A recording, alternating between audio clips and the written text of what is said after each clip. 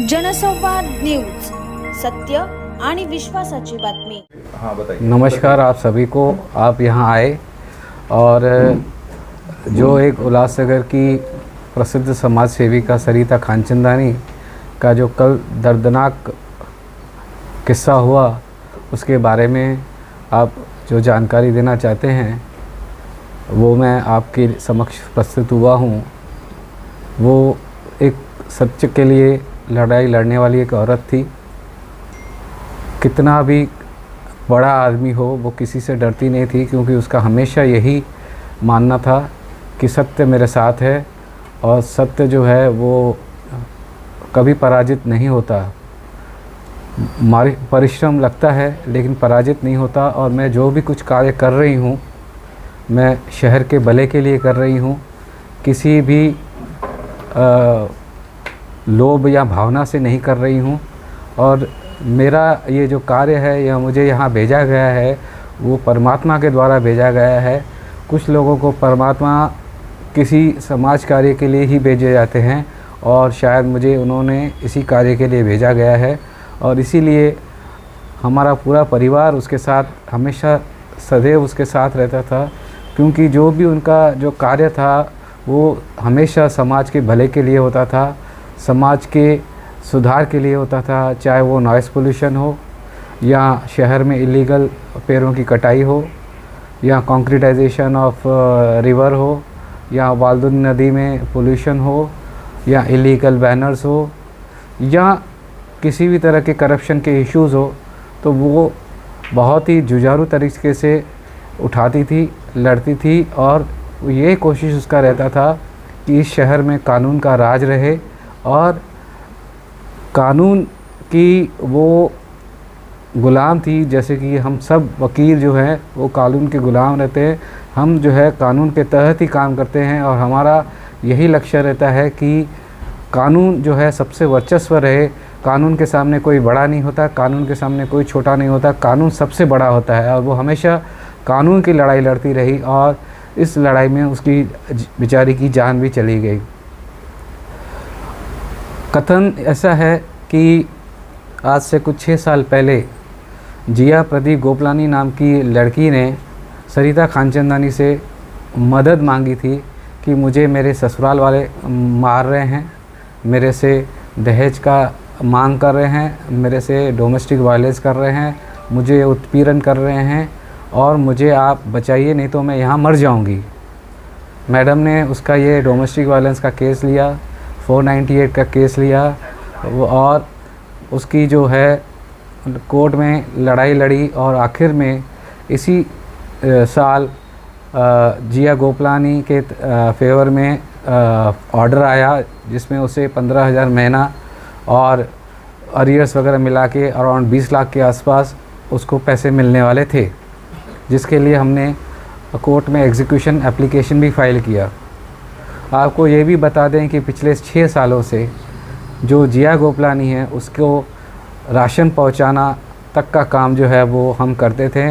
और जब दूसरी बार उसको घर से निकाला गया, जो टेनेंटेड घर था जो कोर्ट के द्वारा दिया गया था, उसके बाद वो पिछले 1.5 साल से हमारे इसी प्रीमाइसेस के पीछे जो एक रूम है उसमें रह रही थी। और उसका ना हम रेंट लेते थे, ना हम उसका लाइट का बिल लेते थे। ऑन द कंट्री हम उसको राशन भी प्रोवाइड करते थे। ना वो हमारी टेनेंट थी, ना हम उनके लैंडलॉर्ड थे, ना ही वो हमारा उसका किसी भी लाइसेंसी और लाइसेंसर का किसी भी तरह का एग्रीमेंट था। वो हम उसको रहने दे रहे थे एक इंसानियत के नाते, एक दुखियारी महिला होने के नाते। और हम एक ह्यूमैनिटी का धर्म निभा रहे थे कि ताकि जब तक उसके नाम का ऑर्डर नहीं आए तब तक कम से कम वो मैडम की छत्र छाया में रहे, लोगों की बुरी नज़रों से बचे और उसको ज़िंदा रहने का एक साधन मिले। 4 महीने पहले जब उसके फेवर में ऑर्डर आया तो मैडम ने कहा कि अब जो है तुम्हारा जो हमने केस जो है वो पार लगा दिया है, आपके फेवर में सब ऑर्डर्स आ गए हैं, अभी एग्जीक्यूशन है, अभी आपको पैसे मिलेंगे, जितने ही पैसे मिलते हैं आप उसको यूज़ करिए और आप अपना नया संसार बनाइए।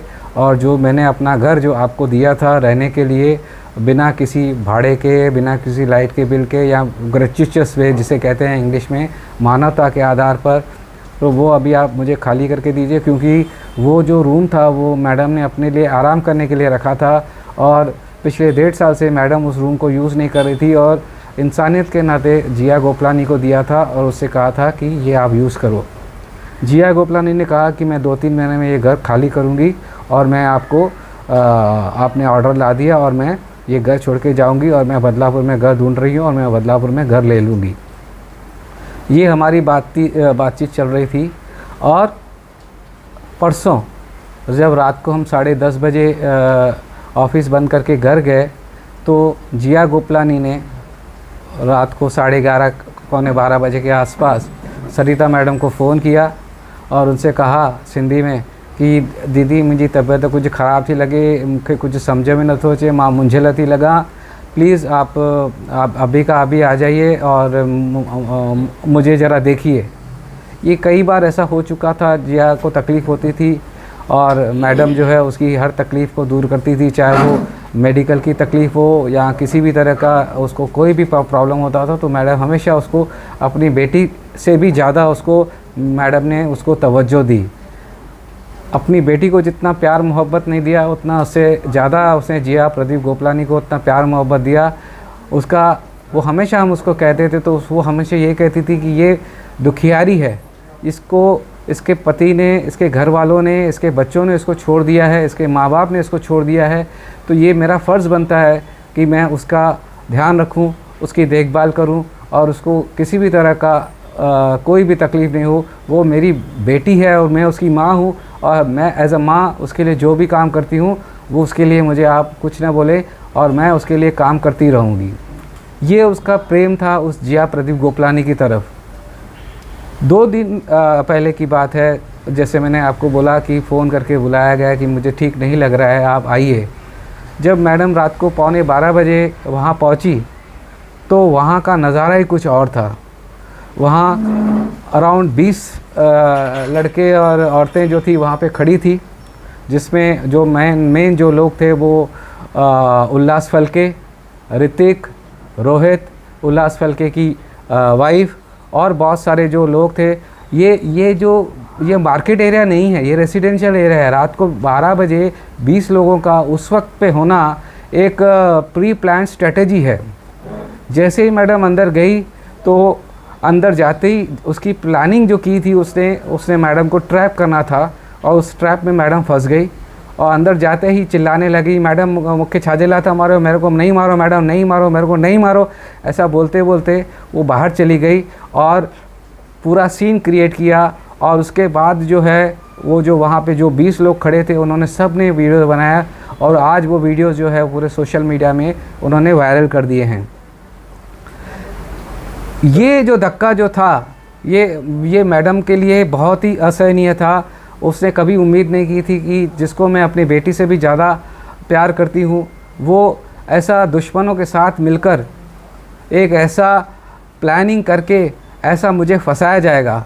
और उसको सिर्फ मैडम को ही नहीं फंसाना था, उसको मुझे भी फंसाना था। हमारी समाज में एक इज्जत है, लोग सरिता मैडम को मैडम करके बुलाते हैं और मुझे सर करके बुलाते हैं। इसकी बदतमीज़ी की इंतहा यहाँ तक पहुँच गई कि वो मैडम को, ए सरिता तू इधर आ, तू इधर आ, ते पुरुषोत्तम को बुला, तू पुरुषोत्तम को बुला, देख लेती हूँ। उसका पूरा प्लान ये था कि वो मुझे इस पूरी प्लानिंग में ट्रैप करना चाहती थी और 354 का मेरे ऊपर एफआईआर करना चाहती थी, क्योंकि ये पूरी सेटिंग जो है वो विट्ठलवाड़ी पुलिस स्टेशन में से पहले से ही हो चुकी थी और इसका पूरा मुख्य सूत्रधार जो था वो बोडारे था। और इस पूरे प्रकरण में जो बात बाद में निकल के आई है वो ये पूरा ये है कि बोडारे का जो चमचा जो है उल्लास फलके, उसकी वाइफ और पुलिस जो है, इन सब का जो एक कंक्लूशन था, जो एक दोनों का एक प्लानिंग था ताकि वो मैडम को और हमको इस झूठे मामलों में फंसाया जा सके। जब ये रात को झगड़ा चल रहा था तब विट्ठलवाड़ी पुलिस स्टेशन में किसी ने फ़ोन करके बुलाया, किसी ने बताया वो पता नहीं, लेकिन जब पुलिस में से 2 कांस्टेबल आए तो उन्होंने मैडम से पूछा, सरिता मैडम से, कि मैडम आपको कुछ कंप्लेंट है क्या? तो मैडम ने बोला ये नहीं, मेरी बेटी है, मेरे को कुछ कंप्लेंट नहीं करना है। फिर उन्होंने जिया प्रदीप गोपलानी से पूछा कि आपको कंप्लेंट करना है क्या, तो उन्होंने बोला नहीं, मुझे कोई कंप्लेंट नहीं करना है। मैडम इसी उम्मीद में कि चलो उसका उस वक्त का जो है वो दिमाग ठीक नहीं रहा होगा, उसने उसमें आवेश में सब कुछ बोल दिया होगा, तो मैडम ने उस बात को इतना तवज्जो नहीं दिया और मैडम चली आई अपने घर 12:30 पौने 1 बजे के आसपास। बाद में हमें मालूम पड़ा कि जिया गोपलानी जो है वो यहाँ के जो उल्लास फल के, ऋतिक फल के, उसकी बीवी और बहुत लोगों के साथ 15-20 लोगों के साथ विठलवाड़ी पुलिस स्टेशन में जाके सरिता खानचंदानी के ख़िलाफ़ जो है वो रात को कंप्लेंट दे के आई और वहाँ से वो 2:30 बजे वहाँ से निकली। जैसी बात ये हमें मालूम पड़ी तो सरिता मैडम ने दूसरे दिन सवेरे 9 बजे के आसपास क्राइम पीआई गोडसे सर को फ़ोन किया और उनको बताया कि कल रात को देखिए ऐसे ऐसे हुआ। तो बोला, उन्होंने कहा कि हाँ मुझे मालूम है, कल आपके ख़िलाफ़ जो है वो तकरार हुई है और आप एक काम करिए। तो उन्होंने बोला कि जो भी तकरार हुई है वो झूठी है और आपको सच्चाई की जानकारी होनी चाहिए। तो उन्होंने कहा कि ठीक है मैडम, आप 11 बजे के आसपास जो है वो सीनियर पीआई से आके मिलिए। तो मैडम ने बोला ठीक है सर, और उन्होंने कहा कि मेरा नाइट है, मैं अभी चले जाऊंगा, मैं 11 बजे के आसपास मैं आपसे मिलता हूं और आप सीनियर पीआई से तब तक मिल लीजिए। 11 बजे के आसपास मैं और सरिता मैडम जो है हम आ रहे थे अपने ऑफिस की तरफ, और सरिता मैडम ने क्राइम पीआई का सीनियर पीआई का गाड़ी देखा। उन्होंने बोला सीनियर पीआई आए हुए हैं पुलिस स्टेशन में, मैं जाके उनसे मिल के आती हूँ।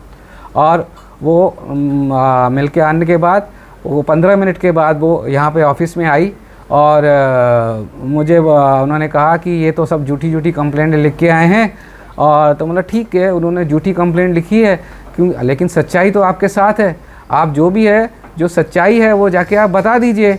और जो सवेरे भी हमारी वही बात हुई थी कि अगर कोई भी आदमी झूठी कंप्लेंट भी लिखा के आएगा तो आप पढ़े लिखे हो, आप समझदार हो, आप जो है सच्चाई आपके साथ है, आप जाकर सच्चाई बता दीजिए। और यही सोच के हम दूसरे दिन जो है 11 बजे गए थे और उन्होंने 15 मिनट के बाद आई। उन्होंने बोला सब पूरा झूठी कंप्लेंट लिखा रहे हैं और अभी जो है उल्लास फलके और जिया गोपलानी जो है पुलिस से में बैठे हैं, पुलिस वाले उसकी पूरी स्टेटमेंट ले रहे हैं, पुलिस वाले उसको पूरा सपोर्ट कर रहे हैं। मैं बोला ठीक है, सच रहता है, झूठ रहता है, आप जाइए और अपनी कंप्लेंट दे दी। बोला हाँ मैं जाती हूँ, अपनी कंप्लेंट दे के आती हूँ। और यहाँ से वो गई और 15 मिनट के बाद मुझे ऐसे धड़ करके आवाज़ आया, तो जैसी कोई गोनी गिरती है, सीमेंट की गोनी गिरती है 40-50 किलो की, वैसे आवाज़ आया। तो मेरा ध्यान नहीं गया, मैं अपना काम में बिजी था। बाद में लोगों ने मेरे को चिल्ला के बोला सर आप बाहर आइए, सर आप बाहर आइए, देखिए मैडम गिर गई है, देखिए मैडम गिर गई है। उसके बाद जब मैं बाहर आया तो देखा कि सरिता मैडम खून में लथपथ थी और रोमा के नीचे जो पैसेज है वहाँ पे गिरी हुई थी। और तब तक एक ऑटो रिक्शा भी आई थी, हम उसको उठा के ऑटो रिक्शा में लेके गए। वहाँ से हम डायरेक्ट जो है आशीर्वाद हॉस्पिटल में ले गए। उन्होंने मना किया, बोला हमारे पास इसको ट्रीटमेंट देने के लिए लोग नहीं हैं। तो हम वहीं से तुरंत हम चले गए बालाजी हॉस्पिटल। उन्होंने प्रथम उपचार किया और वो बोला कि कंडीशन ख़राब है, आप इसको मैक्सी लाइफ ले जाइए। वहाँ से मैं मैक्सी लाइफ लेके गया। मैक्सी लाइफ में भी उन्होंने अपनी तरफ से पूरी कोशिश की और उन्होंने बताया कि उसके वाइटल्स जो है वो बहुत नीचे हैं। तो हमारे पास तो इंटरनल ब्लीडिंग है, हमारे पास सीटी स्कैन है, बट हम जब तक वाइटल्स इम्प्रूव नहीं होंगे हम सीटी स्कैन नहीं निकाल सकेंगे। और आज के दिन में जो एडवांस टेक्नोलॉजी की मशीन्स है वो एम्स में मौजूद है। तो आपको सजेशन ये है कि आप एम्स में लेके जाए। हमने वहीं से कार्डियक एम्बुलेंस बुक की और इमीडिएटली बिना कोई टाइम वेस्ट किए उनका जो प्राइमरी ट्रीटमेंट था हम सीधा एम्स में गए। और एम्स में पहुंचते ही हमारी सरिता मैडम हमारे साथ नहीं रही। बाद में इस सब से हमारे पूरे परिवार को बहुत बड़ा धक्का लगा। हम पूरे कार्रवाई में बिज़ी थे। शाम को अराउंड 7 बजे पुलिस वाले आए, उन्होंने हमारी स्टेटमेंट ली और हमने स्टेटमेंट में जो बातें हैं मैंने बताई कि किस तरह से रात को फ़ोन करके बुलाया गया, किस तरह से उसमें उल्लास, उसकी वाइफ, उस ऋतिक एंड रोहित का किस तरह का इन्वॉल्वमेंट था। और जैसे जैसे दिन बीतते गए हमें बातें मालूम पड़ती गई कि किस तरह से इसमें पुलिस का पार्टीजन रोल था, किस तरह से उसमें बोडारे का रोल था, और बोडारे हमारे खिलाफ़ क्यों है वो भी जानना बहुत ज़रूरी है, या उल्लास फलके हमारे खिलाफ़ क्यों है वो भी जानना ज़रूरी है। आपको ये मैं बता देता हूँ कि उल्लास फलके और बोडारे ने जो शासकीय शौचालय था उसको उन्होंने एंक्रोच किया, उसको उन्होंने तोड़ा और उसके ऊपर शिवसेना का शाखा बना दिया, और उसके लिए हमने हाई कोर्ट में रिट पिटीशन दायर की, और उस रिट पिटीशन के वजह से उस शाखा को उसको बंद करना पड़ा, और जो ताबा जो है वो म्यूनसिपाल्टी को लेना पड़ा। यानी हमें हर छोटी छोटी चीज़ के लिए हमको हाई कोर्ट का दरवाज़ा खटखटाना पड़ा। उसके बाद बाजू में एक जलकुंभ है, जलकुंभ जो है एक रेस्ट्रिक्टेड प्रोहिबिटेड एरिया है जहाँ पे आप कोई फंक्शन नहीं कर सकते हैं, लेकिन ये जलकुंभ में उल्लास फलके, बोडारे और उनके सभी जो मेंबर्स हैं, चमचे जो गुर्गे वगैरह हैं, वो अपना बर्थडे मनाते हैं, अपनी वेडिंग एनिवर्सरी बनाते हैं, गणपति का करते हैं, डांडिया करते हैं, खोजागिरी करते हैं, और पूरी तरह से उस जलकुंभ का मिसयूज़ करते हैं। और इसके लिए हमको उसके लिए भी हमें हाई कोर्ट में जाना पड़ा, और हमने हाई कोर्ट को जब बोला तो उन्होंने जो है वो उनको जलकुंभ के लिए भी उनको रोका गया। साथ ही साथ ऐसे बहुत सी चीज़ें हैं, जैसे इलीगल बैनर्स हुए, इन इलीगल बैनर्स में भी ये दोनों माहिर हैं। जैसे नॉइस पोल्यूशन है, नॉइस पोल्यूशन में भी ये लोग दोनों बहुत सारे और भी नेता और भी पॉलिटिकल पार्टी के लोग हैं, बट ये जो है वो बहुत ही ज़्यादा इनका आतंक मचा हुआ है शहर में। ये सब चीज़ें जो है इनको बहुत बुरी लगी, और आखिर इन्होंने एक प्लानिंग करके 2 साल पहले सरिता मैडम के ऊपर एट्रॉसिटी का केस करवाया जो उल्लास के दोस्त ने किया। उसके बाद उसको सरिता को उन्होंने सोशल मीडिया में उनको डिफेम किया, उसके नाम पे गलत उन्होंने प्रचार किए। उसके बाद भी उनका मन नहीं भरा तो झूठी कंप्लेंटें देने लगे उसके ख़िलाफ़। उसके बाद भी मन नहीं भरा तो कल ये उन्होंने एक साजिश के तहत जिया प्रदीप गोपलानी को लेके और अपने बदमाशों को लेके पुलिस के साथ मिलकर, बोडारे के साथ मिलकर इन्होंने एक महान आत्मा के साथ ऐसा टॉर्चर किया, तो उसका आज बेचारी का अंत हो गया। महत्व की बात यह है कि जब 11 बजे के आसपास जब सरिता मैडम जो है वो senior pi Vitthalwadi police station पहुंची, और उधर उन्होंने 10-15 मिनट क्या बातचीत की है ये पुलिस वालों को पता है और सरिता मैडम को पता है, लेकिन सच्चाई क्या है वो अभी भी पता नहीं पड़ रही है। जो मुझे बताया गया कि मेरे खिलाफ़ और मेरे परिवार के खिलाफ़ झूठा केसेस करके हमको फंसाया जा रहा है, और मैं उसका जवाब देने में जा रही हूँ, और उसके बाद जो है उसका वो जवाब नहीं है, उसका शरीर जो पार्थिव शरीर है वो नीचे आया। ये जो है पूरी घटना है। कल पूरे दिन में मेरी पुलिस से कोई भी बातचीत नहीं हुई, और आज मैं कुछ न्यूज़पेपर पढ़ रहा था या कुछ जो सोशल मीडिया में आए कुछ बातें जो है वो मैं क्लैरिफाई करना चाहता हूँ। सबसे पहली बात, जिया प्रदीप गोपलानी हमारी टेनेंट नहीं थी, हमारी बारोतरी नहीं थी। दूसरी बात, जिया गोपलानी हमारे लिए किसी भी तरह का कोई भी काम नहीं करती थी, वो हमारी कर्मचारी नहीं थी और हमारे कार्यालय में कोई भी किसी भी तरह का कामकाज नहीं करती थी। तीसरी बात, हमारा और जिया का किसी भी तरह का कोई भी झगड़ा नहीं था। चौथी बात जो डीसीपी साहब ने कही है कि सरिता खानचंदानी के हस्बैंड पुरुषोत्तम खानचंदानी को किसी भी तरह की कंप्लेंट नहीं, ये बात भी झूठी है। मेरी जो पुलिस से जो मेरी बातचीत हुई है वो कल शाम 7 बजे हुई है, और मैंने पुलिस को क्लियरली बोला है कि इसमें किन लोगों का इन्वॉल्वमेंट है, और उसके बावजूद भी इस तरह से गलत प्रचार किया जा रहा है और इस तरह से एक महान आत्मा को ठेस पहुंचाई जा रही है, उसके परिवार को हर्ट किया जा रहा है, ये बहुत गलत है। एक व्यक्ति जो समाज के लिए कार्य करता है उसके कार्य को आप इस तरह से बदनाम नहीं कर सकते, उसके परिवार को नहीं कर सकते, और अपना उल्लू सीधा करने के लिए, अपने पॉलिटिकल बॉसेस के अंडर काम करने के लिए आप गलत को सही नहीं कर सकते।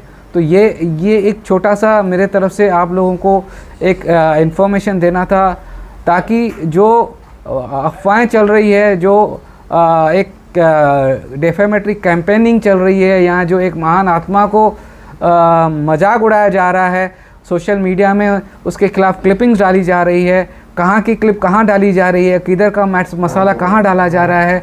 तो ये क्लैरिफिकेशन जो है वो बहुत ज़रूरी है। और मैं ये चाहता हूँ कि इस मर्डर के, मैं इसको आत्महत्या नहीं कहूँगा, इस खून के, इस मर्डर के जो अपराधी है उनको सज़ा मिलनी चाहिए। और मैं इतना कहना चाहता हूँ कि मुझे लोकल पुलिस स्टेशन पे बिल्कुल भी भरोसा नहीं है, और ये मैटर मैं जो है वो हाई कोर्ट में ले जाऊँगा ताकि इस महान आत्मा को शांति मिल सके और उसको इंसाफ मिल सके। आज सरिता मैडम की हत्या जो है वो हत्यारे कौन है मैंने आज आप सबके सामने बताया है, और मैं चाहूँगा कि इन हत्यारों को सज़ा मिलनी चाहिए। और ये हत्यारे जो है वो समाज में जो लीडर बन के घूम रहे हैं उनको हमें पर्दाफाश करना है, उनको नंगा करना है कि किस तरह से एक सामाजिक कार्यकर्ता को इतना वो लोग सताते हैं कि सरिता खानचंदानी जैसी आयरन लेडी, जिसको लोग जो है वो पावरफुल लेडी कहते थे, किसी से न डरने वाली, हमेशा सच्चाई की लड़ाई लड़ने वाली लेडी को आज इस तरह का एक्सट्रीम स्टेप लेना पड़ा। उसके लिए जो जिम्मेदार लोग हैं उनको ज़रूर सज़ा मिलनी चाहिए। और मुझे जिस तरह से मुझे जो फीडबैक मिल रहे हैं कि किस तरह से लोकल पुलिस स्टेशन जो है वो पूरी तरह से इस केस में इन्वॉल्व है, तो मुझे रत्ती भर इन पे भरोसा नहीं है। And I will be taking this matter to the high court so that Sarita Khanchandani को इंसाफ मिले, उसकी आत्मा को शांति मिले, और एक समाज के लिए लड़ने वाली जो एक महिला है उसके लोग उसकी मजाक नहीं उड़ाए, उसका वो जो है वो सम्मान करें। धन्यवाद। जनसंवाद न्यूज, सत्य आणि विश्वासाची बातमी। आजच सबस्क्राईब करून बेल आयकॉनला क्लिक करा आणि पहा ताज्या घडामोडींचा अचूक अंदाज आपल्या मोबाईलवर।